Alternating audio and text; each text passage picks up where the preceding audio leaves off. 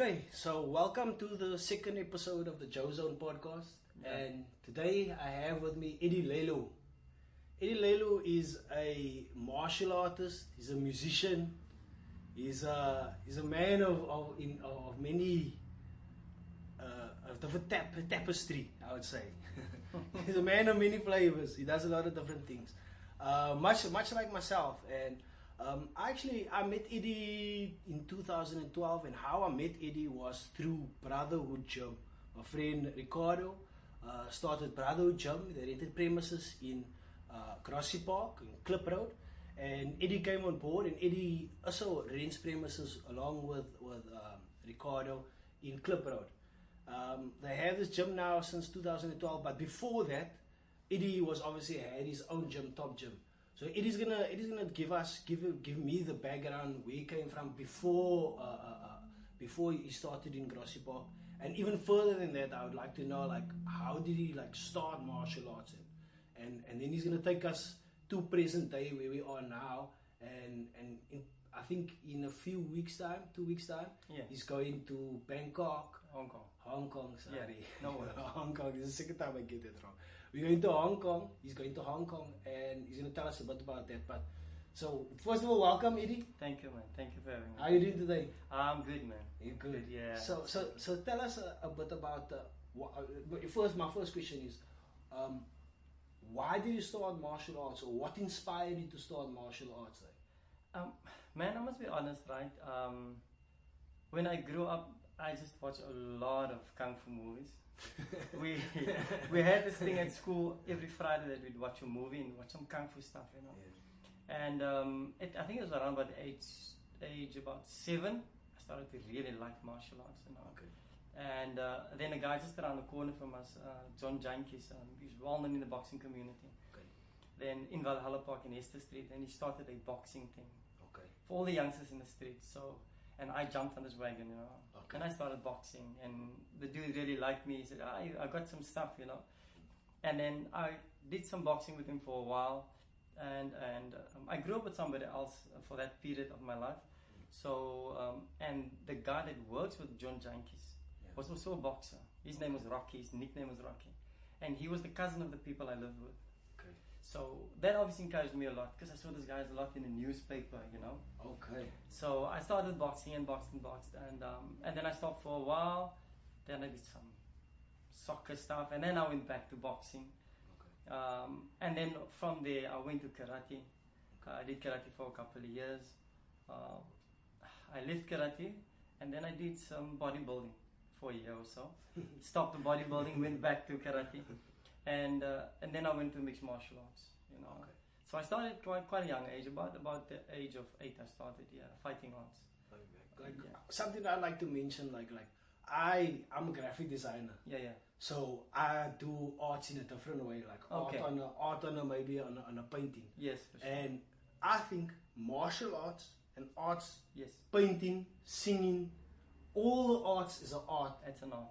And what I think is sometimes the martial arts is not appreciated as much as the other arts. What do you think about that? I agree with you 100%. Because, you know, people think that martial arts, it's a violent thing. People want to be violent. But if you appreciate the actual art of martial arts, you would appreciate it a lot more. You know, if you understand the detail that goes into it. Like graphic design, like your graphic designing thing. There's a lot of detail that goes into it. People see the nice picture, but they don't understand the detail in it. Martial arts is the same. There's so much detail in it. I always explain to my students, if you do not understand the detail of whatever we're doing, you don't know. You know, it's easy to hit somebody, you know, it's easy to throw somebody, but you gotta understand the detail. But there's finesse in martial arts, man.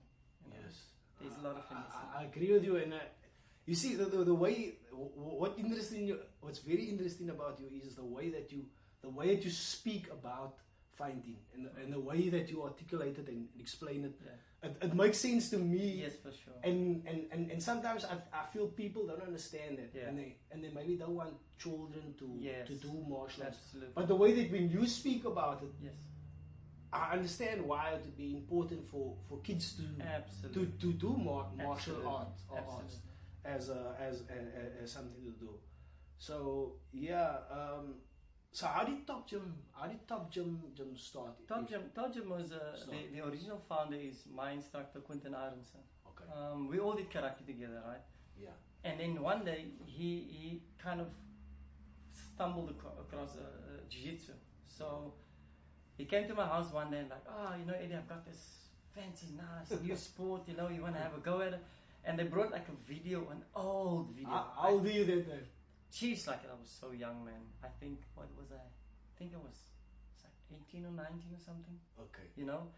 So then they came with. But at that time, you had already boxed and done karate yes, all and of not those, a lot of all other of those. martial arts. Yes, all of those. So he was coming to a total different martial art. Completely new thing. Right? Okay. Now you must remember, I understand striking, right? Yeah.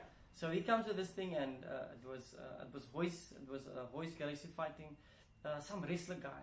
The fight was like half an hour, and no gloves. That when the video was no gloves, Voice had a gi on. It was like kind of some of the wrestler guy, just the shorts and a long ponytail buzz, and it must have been like in the 80s. That's the old fight, man.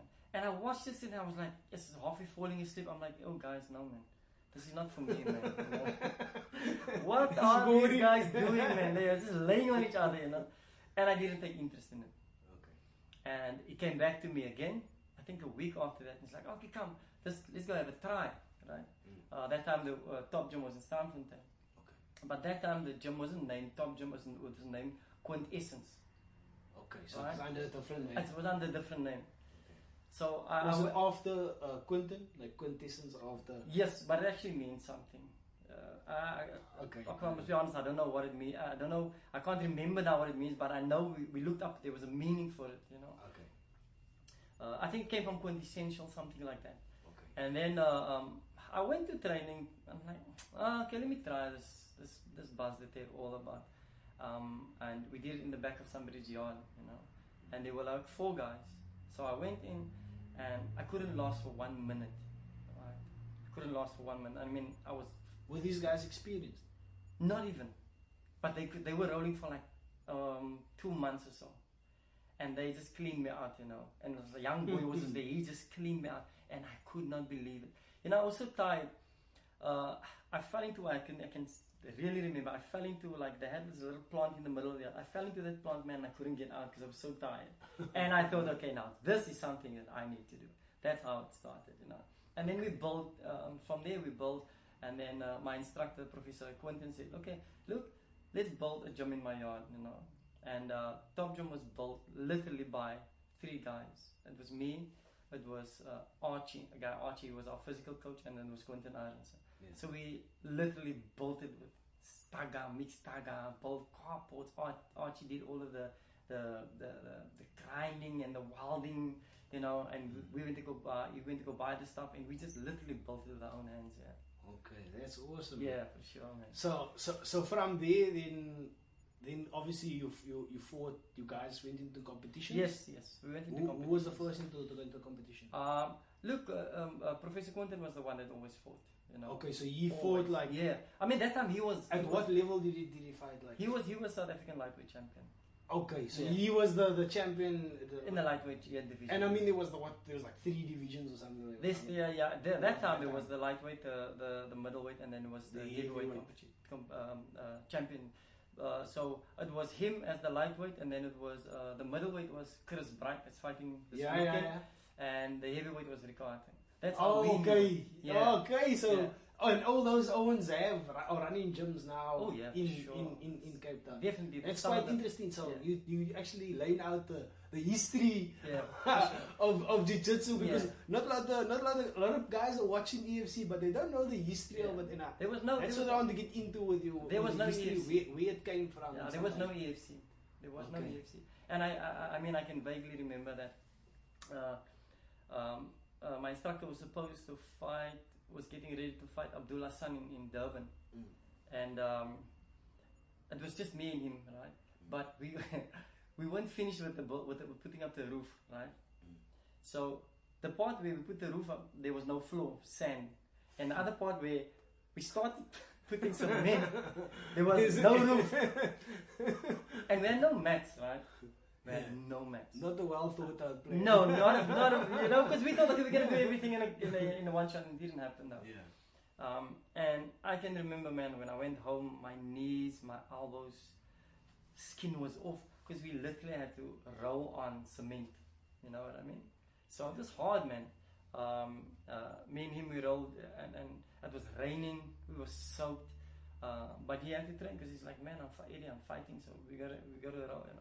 You know, he would have me over at his house and be like, Eddie, I'll pick you up on Friday. I'm like, okay, cool. He would pick me up on a Friday, and then we'd shoot through to his house, and I would sleep at his place, you know. And then in the middle of the night, it's like 1 o'clock in the morning, he would wake me up. Okay, now if you open his window, his bedroom window, we jump straight into the gym. He's like, oh, Eddie, come, we need to train. I mean, it's 1 in the morning, and for real, then we jump through the window, and then we had to train, you know. That's basically how we. And then when was the first time that you competed in a jiu-jitsu tournament? In the jiu-jitsu tournament, I think the first time was at UCT. It was I know Jeff was a Chinese guy. He used to have the competitions back in the days. Jeff was his name. I can't now get his surname, but he was the guy that held all the competitions. So it was there, and then I did a whole lot of competitions that I can't even remember the names. I did Cape of Storms, you know. But the first one was at UCT, not the one where I. But obviously, there was not many jiu-jitsu competitions, and it wasn't as big as it is now. Today, no. Internationally and in South Africa. No. Internationally, it's blown up. Yeah, for sure. Internationally, I like if you like just do a little bit of research. Like in California, there was like first like 5 or 6 gyms. Now there's like 500 gyms, like, or something like that. In Cape Town, it's still quite small, but it's still growing. Yes. There's not as many people that's doing it as long as you. Am I right in saying that? Like we can mention like Rico Hattie, Abdullah San and Quentin Arns. Those are Chris Bright, sorry. So, but those are all guys that's Western Cape, and I think where's Chris Bright from? Chris Bright is in PE. Okay, and then Abdullah San was in Durban. Abdullah San, the guy's name is Micah. He trained under Micah. I mean, that time, if I can remember, Micah was a brown belt. So I think Micah was one of the highest level jiu-jitsu guys in the country, right? Okay. So Abdullah San trained with him. And then that's why Abdullah has such a high level jiu-jitsu. There we go. And then that time, we didn't do gi that time, right? We did no gi. So at that time, the gi people was, what's his name? Nick. Gerigoriadis, was that guy. It was him, Nick, and Jason. Sound like a Greek guy. Yeah, Jason of Maximilian, I think. Yeah, so this is his gym's name. That time they were the gi guys, you know, and every time we went to MMA fights, we would laugh and be like, oh my goodness, here comes the gi guys. You know, we made fun of these guys. But now everybody's in the gi. You know, there wasn't a lot of gi guys. In Cape Town, the only people with gis were those guys, right? And Nick is now one of the. I mean, he's a black belt under Wajik Racing. So yeah. Okay, and tell me how you trained under Jarrison Costa as well? Yes. How did that work? How does your whole belts work, and where you get it from? And do you get it from Jarrison? Do you get it from Quentin? Yes. How do you? Okay. How does it trace back to the Gracies and all those type of things? I trained under Professor Quentin, right, and then he left, and then somehow we kind of lost contact along the way. Yeah. And then I knew, okay, I had to do something, man. Yeah. You know, you need to go further. Everybody was doing gi. I was playing around with gi. I didn't, not like heavily into the gi. I was just playing around with the gi because I'm more no gi guy. Yeah. So I was playing around with the gi, and then I had a chat with a friend of mine, and he was like. Khalila Clicker, one of the best black belts we've got. So and he's like, oh Eddie, man, you know, you need to get under someone. Somebody needs to grade you. You've been doing this for a long time. You don't have a belt, you know. Yeah. And I was like, yeah, man, I don't really care about the belt. I'm doing it for the love of the sport. And he's like, no, but Eddie, you got to think about it. You got to think progression. Yeah. And then I thought, oh man, this guy's, he's got something. Okay. And then he said, we've got this black belt that came down from Brazil. Now the guy's really good, man, good hands. We call he's called Little Vandalay, you know. I'm like, really? He said, yeah, he trained with Vandalay Silva. He slept in the gym. I'm like, seriously? I mean, we love Van Lifts. Who Yeah. doesn't love Yeah, Van yeah, Lifts? yeah. You know what I mean? We watched him on the UFC fights. Crazy, like, some crazy guy. fights. Extremely aggressive guy. So, And then I did my first seminar with them. And I did my seminar with Professor Jackson Costa. And that's how we met. okay. And then I spoke to Khalil, I spoke to Mikey of PFA, because he was the resident jiu-jitsu teacher at PFA. And Mikey's like, yeah, no, anytime, man, you know. And Khalil was like, cool, man, lekker Eddie, come, man, you must roll, yeah. So that's how I started. And so I went over to Jackson Costa. And then we spoke, and he's like, yeah, no, for sure, man. So, and then he graded me from white belt to purple belt. Okay, Yeah. sure. Yeah. So but if I got the right sense, he took quite a liking to you. Yes, for sure. You were sort of almost like his favorite in Cape Town. We were very close. Because he kept coming Yeah, to connect the dots with you, Yes, and for sure. and not so he lost contact with the other guys. Yes, he did. Yes, he did. If I'm Yes, correct. more to the end of his stay in South Africa. Yeah. It was just us, me and him, you know. Yeah. We would on a weekly basis go to town. He stayed in the Ritz, so we would on a weekly basis take all the students from here and go and train with him, you know. Okay. Yeah, Then because obviously he up their game as well. yes, for Everybody's sure. game. That man is so technical, man. He's so technical. What a great teacher. Yeah. Awesome, man. You don't keep in contact. Oh with him, yes, so- for sure. You Yeah. do? Yeah, all the time. Awesome, Yeah, man. No, that's good to know. So I see you got on Facebook. You're doing some work in Mitchell's Plain. What are you doing in Mitchell's Plain? You training in Mitchell's Plain? Oh, Mitchell's Plain. Yeah, it's a friend of mine. Once again, it's martial arts. Right? So when I say martial arts, I don't exclude other styles. Okay. You know, it's a fourth degree black belt in Kyokushin karate. Good friend of mine, Trevor Rustin from Shin Kyokushin in Mitchell's Plain. He's a guy, he's a very inventive guy. So he got a liking to functional training. And last year, the whole of last year, he was experimenting with a whole lot of things. But what I did was I looked at the progression of his students in competition, because they compete a lot. Yeah. His guys did okay, you know. But the more he did his functional training, the better these guys got. So these guys got, if I would make an example, from not podiuming to first and second place, and I'm like, whoa, there's something there. And then, because he comes to me a lot, and then we spoke. I'm like, what are you doing, Sensei T? And he's like, no, we're doing this. So I said, okay, can I come have a look and have a try? And he's like, yeah, come. And I went the first Saturday. Oh man, I died, I promise you.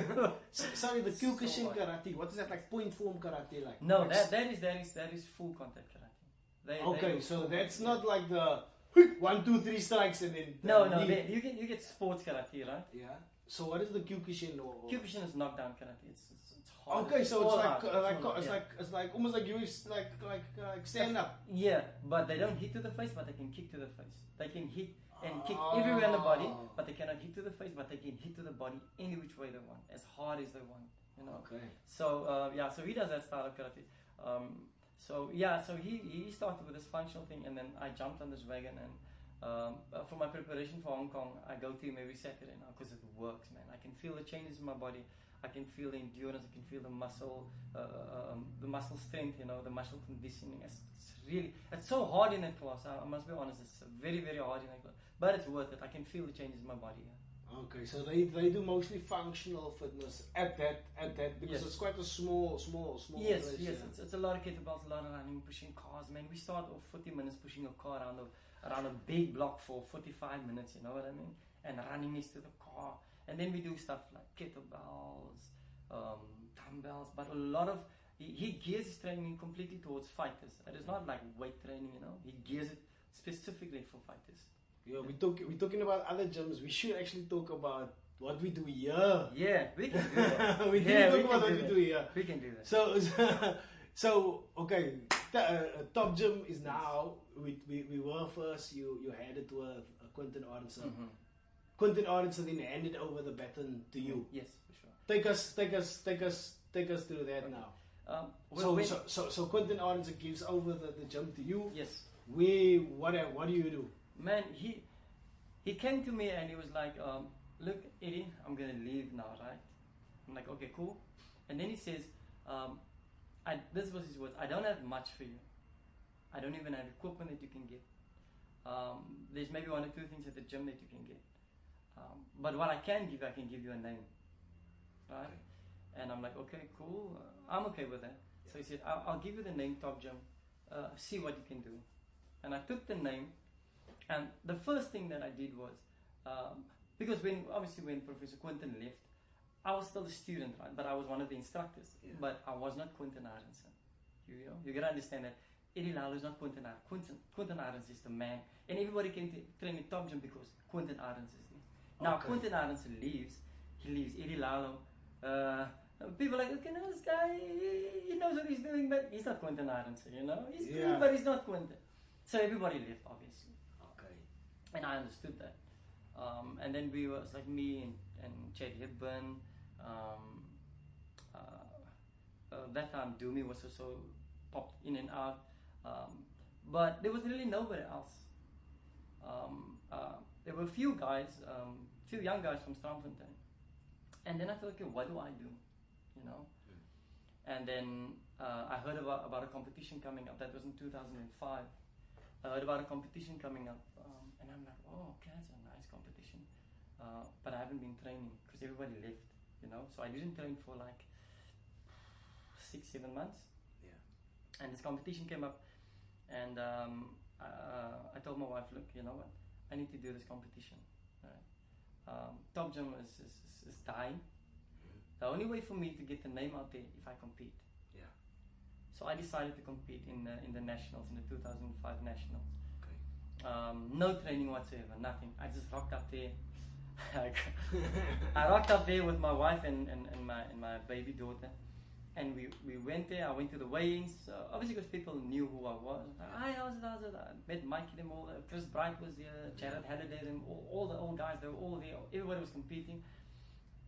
And I went to the scale and I was quite light. I think I was 63, 64 kilos.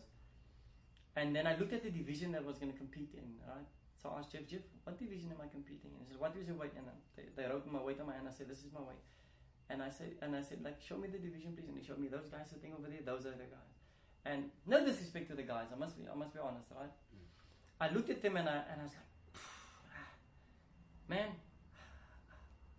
some of these guys look okay, but I want to challenge, man. Because in my head, for me it was, I can go against these guys, and then I can win, but I won't make such an impact. I want to go where the sharks are, You want to make an impact in the... There we go. That competition. There we go. And for me, making an impact at the 2005 Nationals, I had to go and fight where I thought all the lions were. And then I said, okay, where is that division fighting in? Right? And that was Abdullah San's division. He says, Eddie, you're too light, man. So I'm like, I want to fight in a division, Jeff. What do I do? And he's like, Eddie, come on. I said, really, Jeff, man, I really want to fight in a division. He's like, you know what? Put the bag on your back. Put the jacket over. Just get on the scale. So I put my bag on my back. I put my jacket over the bag. I went back to the scale. I'm like, excuse me, I need to weigh, please. Boom, I got on the scale. The people weighing me didn't check much. I got on the scale. I was heavier, so they bumped me up to the division. And I can remember I got Mikey, and Mikey was like, Mikey from PFA, the owner of PFA, and he's like, what division are you fighting, Eddie? Mikey and Omar. I'm like, no, I'm fighting in Abdullah San's. Oh man, are you crazy? That's like high level guys, And I'm like, no, I understand. No, why don't you fight the lower division? I'm like, no, I actually want to fight in that division. And then I can still remember Mikey said, not a good idea, Mikey and Omar, not a good idea. So I said, no, it's cool. And then I fought in that division. Not a lot of people took note of me, there was no one there really to support. And then I think after when I went my first fight, I think I finished the fight in like under a minute, and then people started noticing Eddie, I came out, my next fight I went, and I can remember everybody saying, oh, these guys are blue belts. That time blue belt was a really high belt because there wasn't blue What belt were you at that time? I wasn't a belt that time. Okay, you weren't graded like no. Because only afterwards Jadison graded. There we go. Okay, so this is okay. Yeah, so I and I was worried because blue belts, like for me that was a high belt. That time it was high belts. Yeah, for sure. So I fought, and most of my fights did not go over a minute, alright? And then after my second fight, people started cheering. Oh, go Eddie! The guys that were sitting around me. I come off the mat like, oh, go Eddie, go Eddie. You know, if I go up, come on Eddie, let's go. And even people I didn't even know. I can remember there was 2 people there when I looked up at one stage that I remember. That was Coach Kurt, that is the striking coach of Top Gym now. And then Dumi, that was the owner of Impact Gym. Yes. They will tell you, they know, they saw the fights, you know. And weird enough, I had to fight a female in that fight, man. That was, and I told the referee, man, I can't fight a female. You'll hear now who the female was. And he's like, man, okay, if you don't fight, you forfeit. And the female is today South Africa's only black belt, world champion, Penny Thomas. Okay. And I mean, before this, man, this lady was submitting guys left, right, and I'm like, what is this girl doing? You know what I mean? Like, literally submitting guys. So and I went about to fight her. And funny enough, I fought in the semi-finals. Okay. I fought in the semi. I'm like, yes. I'm like, yo, man, how do I do this now? How do I fight? And I think and I thought to myself, okay, the easiest is not to hurt. It's just to put her in the choke so she can tap. So I did that. And in the finals, I fought Abdullah San. Okay. Not a very entertaining fight for me, I must be honest. Because he kept running around, you know. I was like, I like to engage. We were running around I was chasing him around the mat for I don't know how long, and the referee was, guys, you must fight. And I'm like, but this dude is running, you know. And then I lost the fight because of frustration. Not because I don't think because he was better than me. I think it's because it was frustration. Because he kept running and I'm like, jeez, like it. And I just grabbed his hand and I pulled guard, right? And there was my mistake. And then he passed the guard, went onto my back, and I got submitted by a rear naked choke. Yeah. But it was a good fight, televised fight. That time at 2 p.m. they had this televised thing where on a Saturday sports day they would have this fight. So I came back and people were like, oh, we saw you on TV fight, you know, that kind of. But that was. But from there, Top Gym started because people now said, okay, well, so then Top you Gym were is back named now. in. Oh, yeah. So Top Gym because you were in the final of the there we go. The national champions now. Mikey and everybody else is like somebody. Whoever saw you on the mat is starting to speak to other people. Yes, and those people talking and they're like, okay. And I got people in the malls and people like, oh, you're that guy from Top Gym? I'm like, yeah. So from there we started building.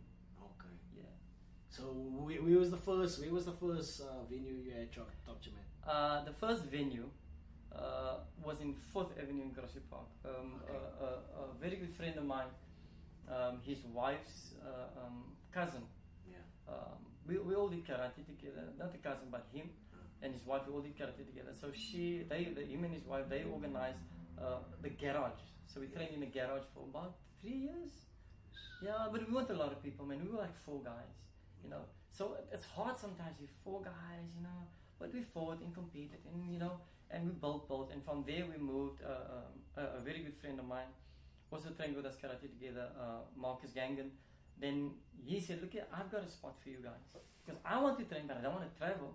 So you guys, if you guys want to come to Lansdowne, I can put mats out for you guys. You know, like, oh, okay, that sounds good. so I said, okay, let's do that. So we went to Marcus. We trained there for a couple of years. He put some nice mats down for us. And then we built it from there. And people always started to realize, you know. And Chad Hibben was competing a lot. Fighting in MMA a lot. We traveled a lot with him. I was competing a lot in Jiu-jitsu. And then from there, we came to where we are now, you know. And you are now at Clip Road. We are now at Clip Road in Grassy Park, man, and we're still building. So up until that point, it like seems like you were like hustling like in people's garages, building, setting up mats wherever you could, hustling up until you came down and you can, if you look back, like you have grown like tremendously, yeah, in the sport, for sure. So it's a massive accomplishment, the way I see it. Yes, for sure. So when you guys started here, yes, you came in I feel like you came in and you brought a sort of energy or aura with you. Yeah, thanks. Of all those years, probably of the hustle. Yeah. I never knew the whole story now until you told me the story. Yes. But I knew there was some aura about you. For sure. You know what I mean? Now that you tell me the story, I can understand. Yes. Oh, because he went through this and having to set up meds and even it humbles you, man. It humbles you. So now that you got this, space of positive energy. Yeah, for sure. Obviously, you're like, yeah, you know what I mean. And I see actually Top Gym going further and having even a better space than this. Yes, that is the dream for this place. Yeah, man. It's a really nice venue, but we can do with a better venue. We can do it with a venue where people see us. You see, this is not very traffic orientated. So we speak about it, you know. It's gonna happen. It needs to happen. Yeah, like I see you have a class for women. Like my wife has been to the class for women. Yes. So people should know that they. I mean, you train so many. You train from young girls, young boys, older women, older boys, young boys. There's so a variety of people. And of different cultures and different tastes that come here, and it's awesome, man. It grows the community.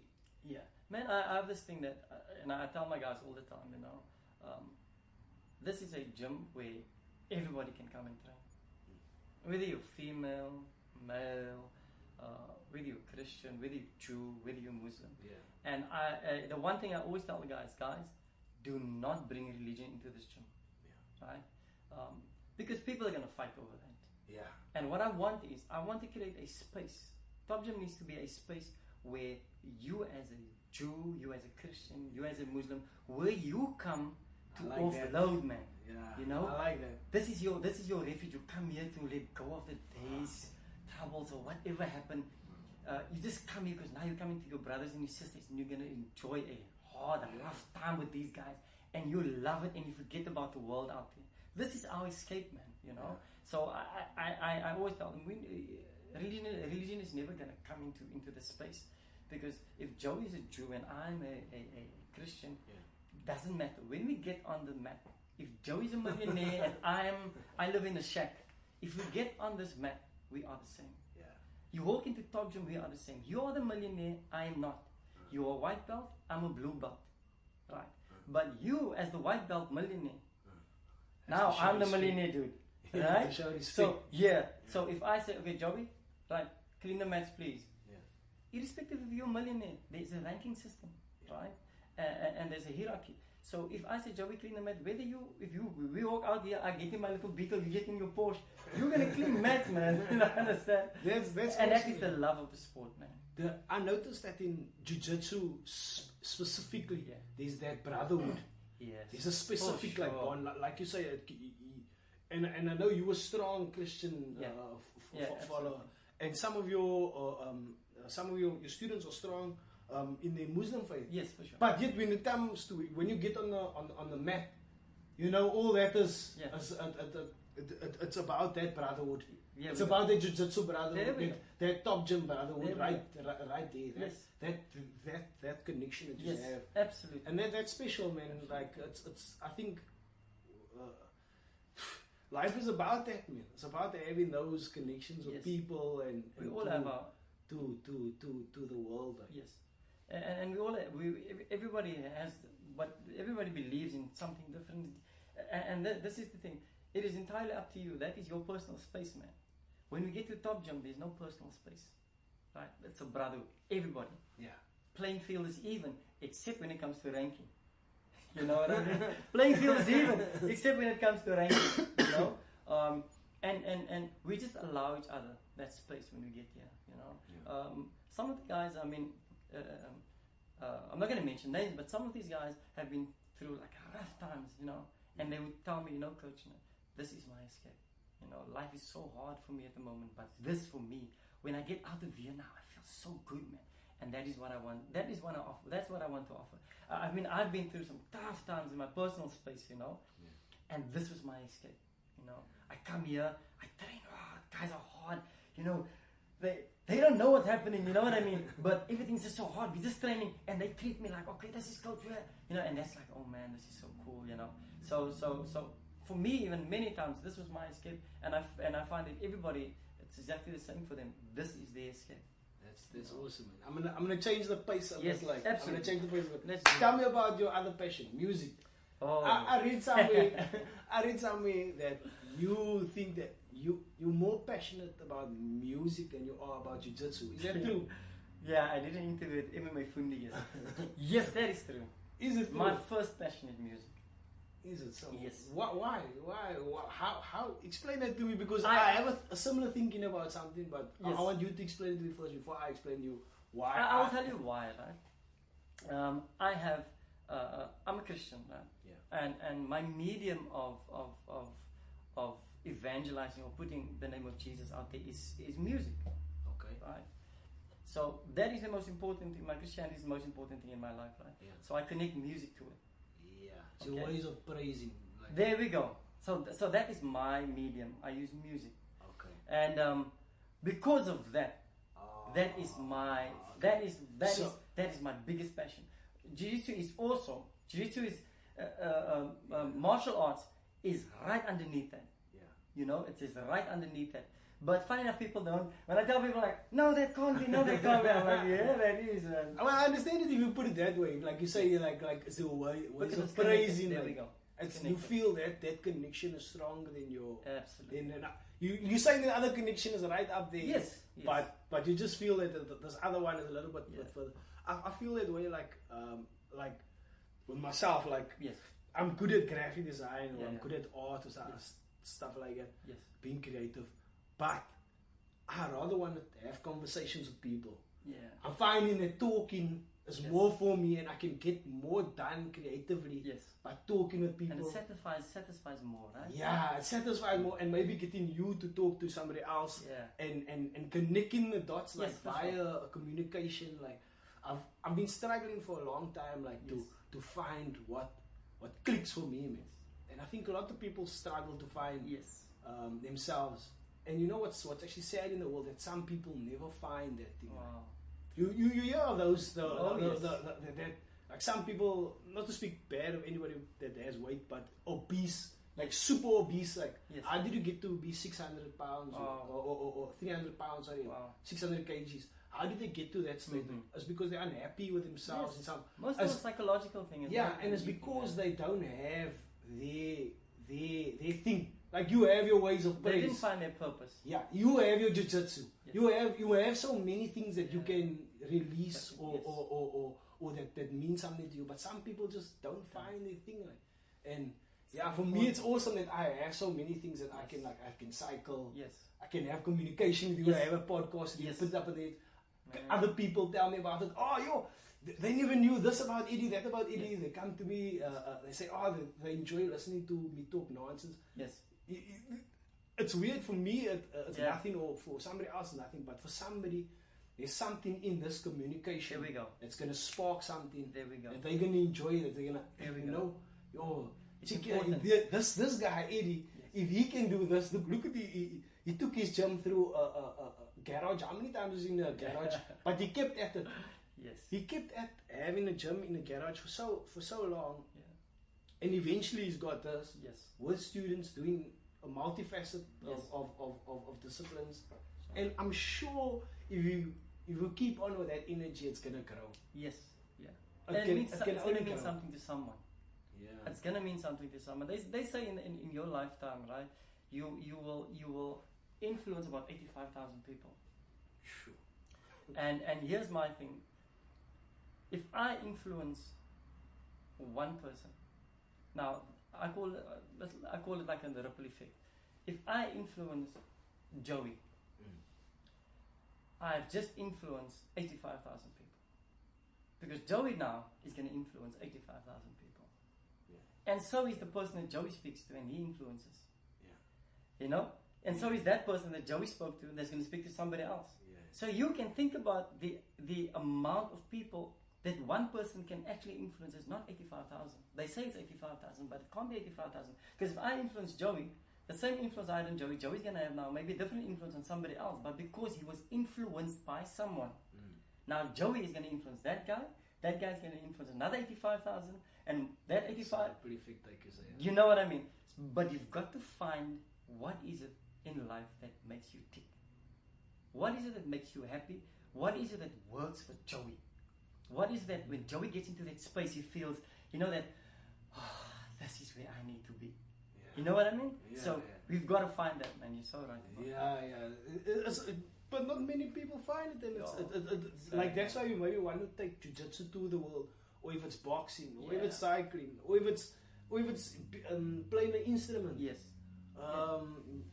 Art, painting, whatever the way of getting your message out there, or your creativity out. Yes. Martial arts is an art form. It's an art form. It's beautiful, like. Yeah. So okay, let's we're talking a lot here. Yeah, man. It's EFC this weekend. It's EFC coming. Yeah. I'm gonna launch this pod. So much fun. I'm gonna launch this podcast tonight. So the EFC is tomorrow night. So it hasn't taken place as yet. Yes, for sure. But probably by Monday, a lot of other people's gonna listen to this podcast. Okay. And we're gonna give the I'm gonna ask you about some of those matches, and you're gonna give me some predictions. So, so by the time some people might listen to this, they might know the outcome already. Okay. Yeah. But it's gonna be quite interesting. But so first of all, I'm gonna take you through. Let's go through the first one. Luke, Michael, and Kanteri. I don't know who Kanteri is. Do you know Luke Michael? Yes, I know Luke Michael. Luke Michael is... Tell me about who Luke Michael, the first time I saw him was at a jiu-jitsu competition that he trained under Ricardo. Yeah. He trained under Ricardo for years. He was a young boy. Yeah. Very talented jiu-jitsu guy. Because when I saw him first, he was a young boy.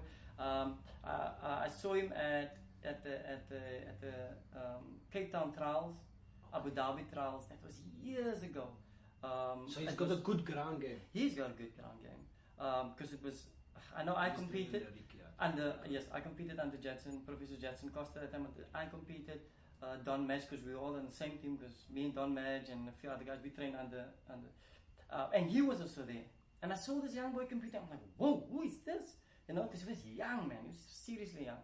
And he did really, really well, you know. So from there, I always saw him in competitions, and then he started fighting him. A talented young boy, very wrestler-based guy.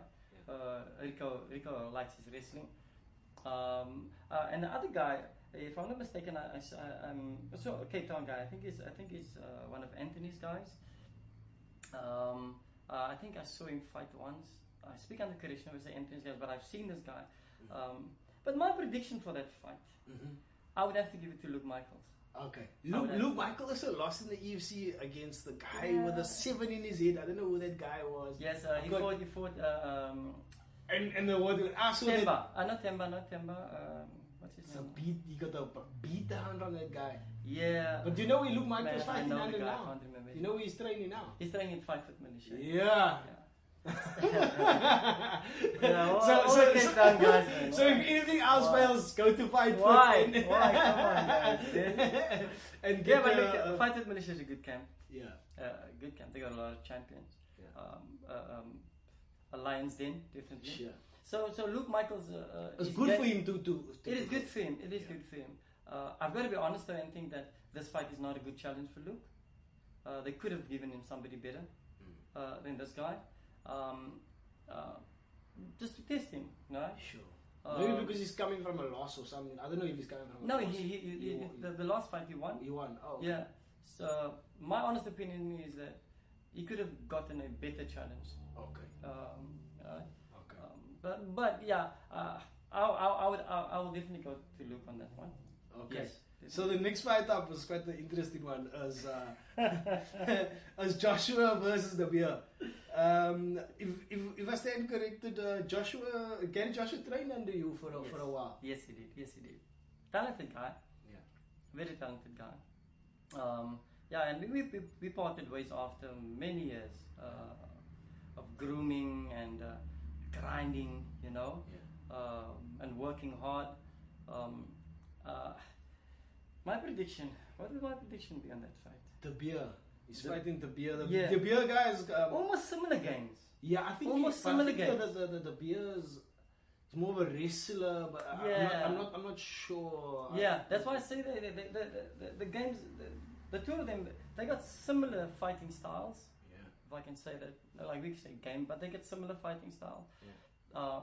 And I think that Joshua knows he's going to get taken down. The reason why I say that, he says if it's there, it can be. If you take me down, you've never heard Joshua say that, right? Yeah. You've never heard him say that because he understands that. Look here, this is a wrestler, and he's 10 to 1. He's gonna take me down. I think was it in the last fight where it wasn't me, but some people were like questioning his ground game. I think because it was a close call in the last fight there. Yeah.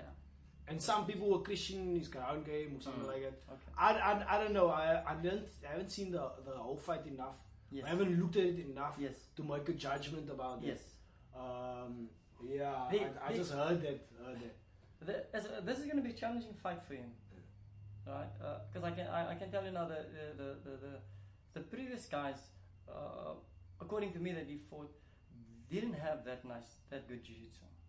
Okay. From what I saw when I look at the fights, you know. Okay, that's interesting. But this will be a challenging fight for him. This is going to be, and also going to be a challenging fight for him coming down from bantam to flyweight. Oh yes, he's fighting a different weight category. So he's cutting weight. Is he cutting? Yes. It's just now how is his body gonna react? How is his body gonna respond to this weight cut?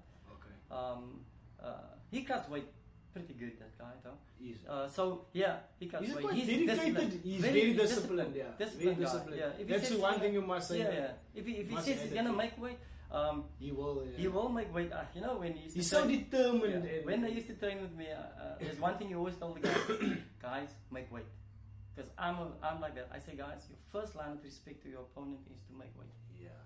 And I checked the weight once, and I'm like, oh, Gary, I see your weight is not. Where are you going with that weight bar? And I got very upset, you know. Yeah. And they know. When it comes to weight cut, I don't play around, man. Yeah. You show that guy respect. Yeah. The first respect to show this guy is to come on weight. If you say you're going to fight that weight, and he kind of he got the picture, and then he was very particular on weight after that, you know. He was very disciplined on weight cut. I don't know how his body's going to take to the flyweight though, and also being thrown in the flyweight with a guy that can wrestle a little bit. But my prediction on that one, I'm a Cape Town guy, man.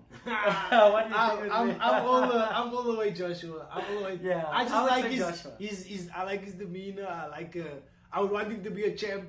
And I see he's said to like the beer like on social media. He said like we don't have to be like enemies. We can be friends or whatever. And that is like okay. I feel he's evolving in many different aspects of the sport. Even the way he's training with I think there's a younger guy he's training with at SBG. Yes. Just the way he was. What I saw on the embedded, I think it was. Just the way he was dealing with like. Yeah, he's cool, and yeah, we know him. I support him 100%. Yeah. Like I support him 100%. Okay, so the next one up is Jacobs versus Eleanor. Jacobs. So let me tell you first. Let me go first on this one. Yeah. So I've been hearing about this troublemaker guy like a lot. Everywhere I hear, hey, did you see troublemaker? Yeah. So I was like, who is this troublemaker? And I had to go Google troublemaker, and I checked the guy out. And then one night I was at comedy. I was at the Armchair Theatre, right? And then there was different comedians doing comedy on stage, and I was just sitting at the back of the room. And this one comedian was like ripping through the audience, and then he like tried to pick on this one guy, and he said, "Hey, what do you do for a living?" Because this guy like had like on a vest, like, and he said like, "I literally kick ass for a living, guy," and say something about it. And then the comedian just kept quiet, and he was just like, okay. Oh, and wow. I looked at the and I was like, oh my god, that's a troublemaker guy.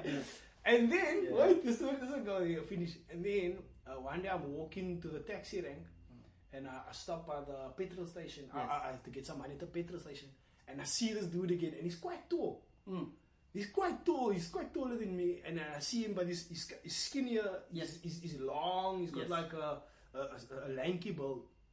I see him, he's on a Vespa, and he stops there, he's putting petrol in the Vespa, and I say, hey, troublemaker! And he looks around. So yeah, that's me. And I say, how's it going? I like your fights. Like I saw his fight where he kicked the guy in the face. Yes. And he's like, he chatted like with me, like we chatted for a while. So I was like, okay. So I got a good impression of him first time, and then I was like, nah, cool me. You know, a fan just came up to you randomly, and you just like embraced him. Like cool and stuff like that. So that was my impression of him. I have noticed like on the social media and then embedded, he's quite a cocky guy, and that's his style. I haven't seen the other guy, Eleanor. Yes. I think if this Eleanor guy has a good ground game, yes, he could endanger Jacobs, but because Jacobs is explosive. Yes. But once they take him to the ground, I don't know if he's that effective. What do you think of that matchup? Man, it's like you say, if Eleanor takes it to the ground, if I think Jacobs' holes is in his ground game. Yeah. I think he's got big holes in his ground game. Yeah. It's not been tested yet. Yes. It's not been tested yet.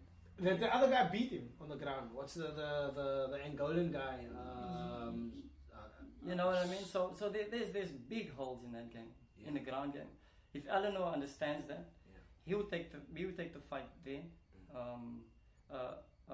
Being said, Faiz is got good hands. There is no.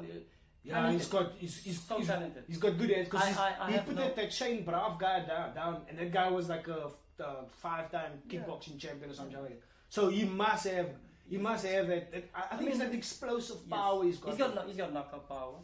Yeah. All of his K1 fights that I watch, he knocked the guys out. I mean, Lucky's a veteran, you know. He knocked Lucky out. Dropped him twice, I think, in that fight in CFR.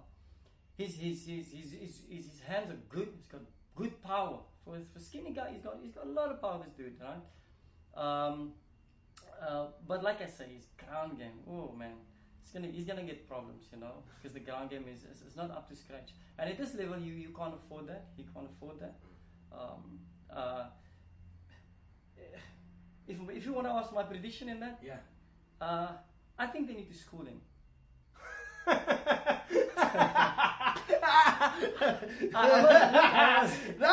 I must be honest. I like that.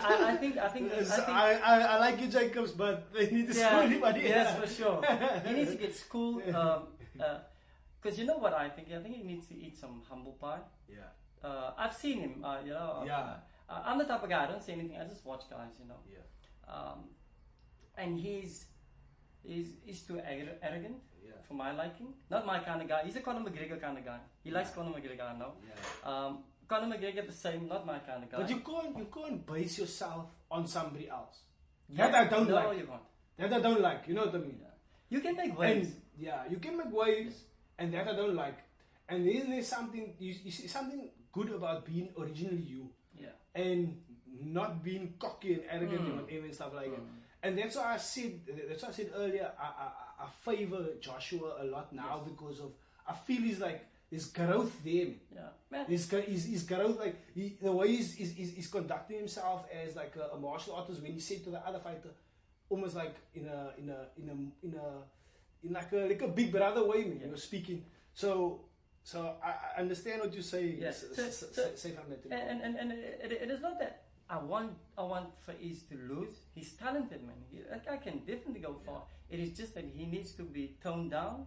He needs to understand and needs to grow in martial arts and understand that it's martial. It's an art. You know, we're talking about arts. You know, it's an art. You don't have to tell me how good you are. Show us how good you are. You know what I mean? Don't. I mean, he had a big thing with him and Rashad. People sweating all the. You know, there's a lot of young guys that look up to you, man. You know what I mean? Set an example. When you're older, what are you gonna be? What are you gonna say? You know, what are you gonna say? Like, he was just a fool, man. You know, he was just and the funny thing is, later these guys wake up. You know, it's like, okay, you know what? It's not actually worth it. Then, you know, this man's got family. You know, at the end of the day, for me, it should be get in there, right? Wherever you're competing, get in there. It's a clash of skills. Yeah. That is it. I'm not your enemy. You're not my enemy. All we're coming to do is I'm coming to prove to you my skills are better than yours on the day. You know. I don't necessarily find fault with Jacobs because I feel that he's maybe being true to himself.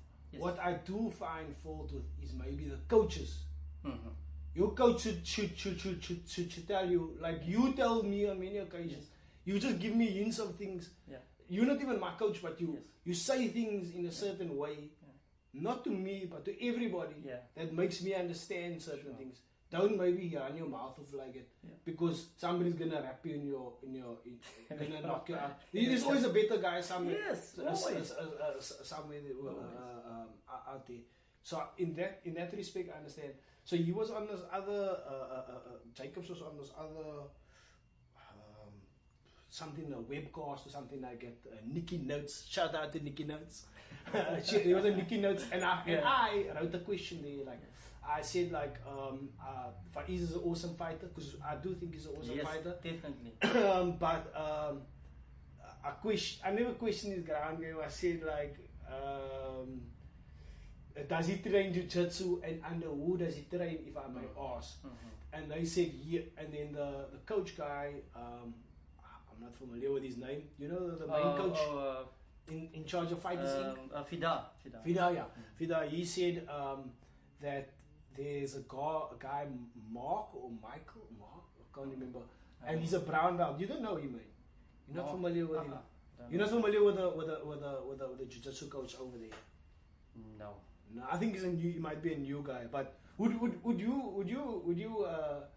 you be keen to work with Faiz? And he come in here and been humble and say, Coach Eddie, can I train with you? Would you be keen to work with him? Anyone. Doesn't matter to me. That's anyone. Yeah, anyone. Man, I work with anyone, man. That's the thing. I really think that Faiz needs to work with a sensei like you. You know, you get that. You remember? we all watch Karate Kid, right? Oh yeah. Remember? and then it was the sensei, Daniel-san sensei, which is Mr. Miyagi. Yes. Very humble and stuff like it. And there was another sensei. Man, yes. And the other sensei was like sort of like the hard guy. We're like the wife beaters and like you must like be like all like aggressive, like and beat up. Yeah. So I see it like that. I see the fight game like our senseis. I think a person like Faiz would work good under a sensei like you. It's just my perspective. But okay, moving along. Regis Mayambo versus Ruiz. Frosty. What do you think about that fight? I go Frosty all the way. I like that guy. I don't know Ruiz. Do you know the fight? I've seen some of his fights. He's good. He's good. Aggressive guy. Forward work. He moves a lot forward. So it's gonna be a good fight. It's gonna be. Mayambo's he always comes forward as well. Man, Regis has come a long way. I like him a lot. This guy. And he works on his game, you know. He works on his game. He's a very well-rounded fighter, I must say. Yes, very well-rounded fighter. Fought from a very young age, you know. He trains under Anthony Kittle at Silverback. Yeah, very well-rounded Anthony guy. Kittle's a good coach. Good coach. Yeah, man. Top level coach. Has been in the game for a long time. Okay. For me, I will definitely go with Regis there. Yeah, he's also a very humble guy. Like easy guy. Yeah, he's a very easy guy. You like his personality. Yeah, for sure. So I've been rooting him for now. When is the first time I saw him fight? I think it was more than a year ago, almost like 2 years ago.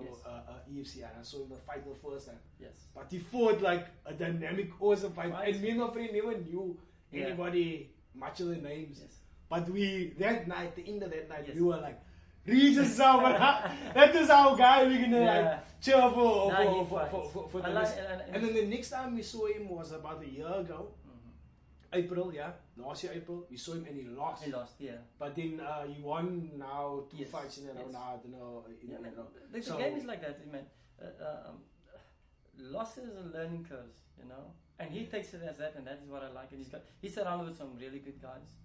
You know, we're surrounded with some good guys. So it's very important who you surround yourself with in this game. Absolutely. And not just skill-wise or physically, mentally too. So important, man. So important. Very, very important. Yeah. Okay, so the next one, Dave Mzani versus Chris Bright. Do I really need to give you an answer on that? Chris Bright, my man. Chris Bright, brother. Tell me your thoughts on Chris Bright, and why do you rate him so highly? Man, I saw Chris Bright fight back in the day. And I mean, Chris Bright fought at middleweight. He was a big guy. Chris Bright fought as a big guy and solid as a rock, man. You know, I know him quite well, and he is one of the most humble guys that you will meet. I mean, if you talk to Chris Bright, he would not say this guy's so dangerous, man. Same with Rico, I think. You speak to Rico, I think he's like, yo, man, this guy's like a giant baby, you know. But he's like it. When these guys put this skill out, man, you will be shocked. And the most unassuming guys you'll ever meet. You know, you won't say, they don't go out there blabbing mouths. No, they just, okay, oh no, we're gonna fight, yeah, cool. But when they fight, it's like, whoa, where did all of this fire come from? So Chris Bright's gonna bring a lot of fire to this dude. Mazani, my friend, I hope you're ready for this kind of thing that you're gonna get, man. You seem like you're a Chris Bright fan. Oh, like, yes. Big time Chris No, Bright all fan. the years, man. I've never once changed. It's got a brilliant ground game. Mazani's gonna get submitted. Man, she's gonna get submitted. So From my perspective, I haven't seen Chris Bright.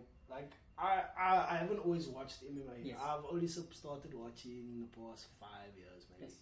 5-6 years or something like that. Can't even remember. But I haven't seen Chris Bright fight yet. Yes. I've heard like stories like the legends, like Yes. stuff like that, but I Yes, haven't he seen is. him fight. Yes, yet. he is. For me, I've seen Dave's and he fight Yes. like on numerous occasions, so I've begun to like him. Like, so Yes. I told like Ricardo, you know, Yes.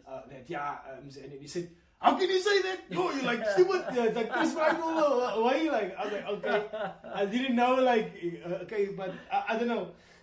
I like him Zanny because he got heart, man. He was like an Yes. awesome fighter. He doesn't He's a cool disrespect guy, the, man. Yeah, he's just a opponent. really cool guy. He fights hard. He like And he respects his opponent. yeah, respects. In Vegas, they don't appreciate him. So here in Cape Town, he has a fan base. Yes. So he like last time he like wept. The last time he lost to Yes, I know. to Don't Madge, he lost. He wept on the and it's a bit like emotional. Like, yo, this. So now it's almost like a connection that we as fans we have with him. Yes, you know, South African people, we are emotional people. Yeah. Las Vegas, it's all about the show. It's all about the money. People don't care, you know. And he found that the kind of person that he is, he gets it in South Africa. You know what I mean? Yeah. So he's Yeah, it's people not love about it. the bling bling. Yes, It's about the person fighting. Yeah. You know, it's yeah. it's actually about we care actually about this guy fighting. Yeah. And not What about type this of whole person buzz. is he? There you go. Not about this whole buzz around him, this whole thing this whole hype that they're creating around this guy. We don't care about it. We care about this guy, man. I like that tip. Yeah. I like it tip, and the way we support and the way the Americans support is very different. It's different, man. And maybe I should put that out. I'm gonna make that a point of that. We support totally different to them. Okay, last but not least, Van Staden versus Hughes. I don't know much about those guys. I know that Van Staden guys are a bit of he runs his mouth a bit, Yes. and I know the Hughes is a British fighter. What do you know about those guys? I've checked out Hughes. Hughes is good. He's not bad. He's good. He's got quite a few fights under his belt. Yeah, I saw that he's got the number of successful guy, very successful guy. I think did he fight in the UFC or something like that? I don't know actually. I don't know. Van Staden. I will definitely go with Van Staden. Is he a dangerous fighter? Oh yes, sir. I saw he's got some knockout power. Yes, sir. Dude comes to fight and fight very, very hard. Okay. You know, he doesn't come to play. Okay. He fights seriously hard. I've watched him since he came in. I think he dropped a couple of weights. Yes, he did. Because he fought quite heavy before. Yes. And when I first saw him fight, I think I was up in Joburg. I think it was with Paul Terblanche. It was either Paul Terblanche or with Chad Hibben, and I was up in Joburg cornering them. And I saw him fight, and I was like, whoa! As a young kid, still, I'm like, whoa! Look at this dude, you know. But from seeing him there and now, wow, evolved completely. He evolved completely. So I will definitely go with him on that one. He's hard. He's got and I mean that time he didn't have much of a ground game. I must be honest, right? But his ground game really, everything came up. He's a well-rounded guy, very well-rounded, and man, hard guy. Really, just a really hard, talented guy. you know. And I think that his biggest thing is his heart, man. Heart of, phew, got a lion's heart, this dude. It's gonna be a hard one. Awesome, man. That's gonna be that for me is gonna be that. Mzane and Bright and Van Staden and Hughes, those are gonna be fights that you want to watch. Okay. Yeah. I'm don't gonna be blink, there, guys. so. Do not blink. I'm gonna be there, so I'm gonna check that out. Okay, so we're gonna wrap things up. Like, yes. We can still cover a few more things, but I think we should wrap things up. Yes, for sure. So you're gonna be going to Hong Kong. Yeah. Yeah. I don't want to say that. You're gonna be going to Hong Kong on the 13th of April. Yes. On the 13th of April. Yes. What are you gonna be going to do there? Man, it's I'm due for black belt grading. What belt are you on now? Brown belt. Brown belt. Yes. Okay. So you're moving to black belt, and so this is quite a big. This is a big one. Big step. Hence the crazy training that I'm doing. Yeah. So this is a big one for me. You know, a lot of people they work towards the black belt.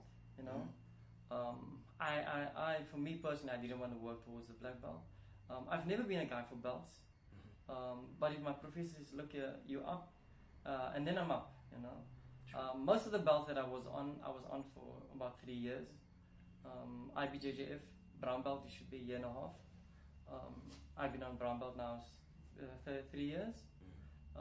Yeah, May it would be 3 years, and I got summoned. Obviously, it's myself. My training partner when I'm in Hong Kong is Philippe Drolet. He's from Canada, and then there's another American guy, Sean. So we 3 guys. We were 4 originally, but the other one graded already because he had something and he can't be there at the time. But now it's going to be the 3 of us that's grading to black belt under GFT. Okay. Yeah. Yeah, it's going to be hard. I understand it's going to be so hard. It's quite a big thing to be a black belt in South Africa, because it's not, to my knowledge, is not. I checked on the internet and there's not much legit black belts in South Africa. There's like have you checked it out, the BJJ listing? Yeah, I think that listing is about out. Is that out? Yeah. Oh, okay. So there has been. Yeah, we've got quite a few black belts. We've got quite a few. Okay. Not as much as other countries though. Oh, okay. But we have quite a few black belts. Some really good black belts. Yeah, we have some good black belts. I'm mostly of the Cape Town guys I know. Some solid black belts we've got. Black belt is it's a big thing.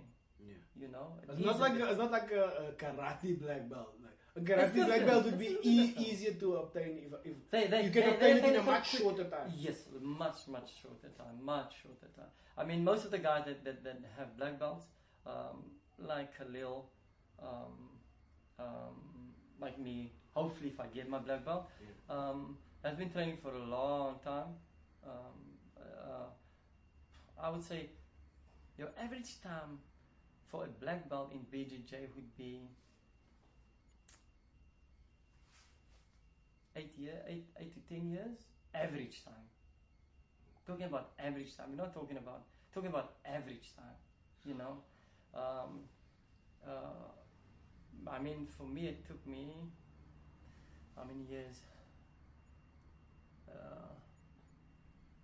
In the gi, all in all, just jiu-jitsu, about 16 years, right? 16 years is a long way. In the gi, I would probably say 7 years. Okay. Probably in the gi, probably about 7 years. It takes a while, man. Okay. It takes. So you'll be going to 7, 8 years. No, it can't even be 7 years. No, more than that. More than 9. Probably more than 9. Yeah. Yeah, you're 18 now. This gym started 20. So there's already 6 years, yeah. And then still before that, it's a while. 7 years. It's a while. That's a while. So you'll be going on the 13th of April. Yeah. How do listeners or anybody listening to this, how do they get behind you? How do they back you? How do they support you?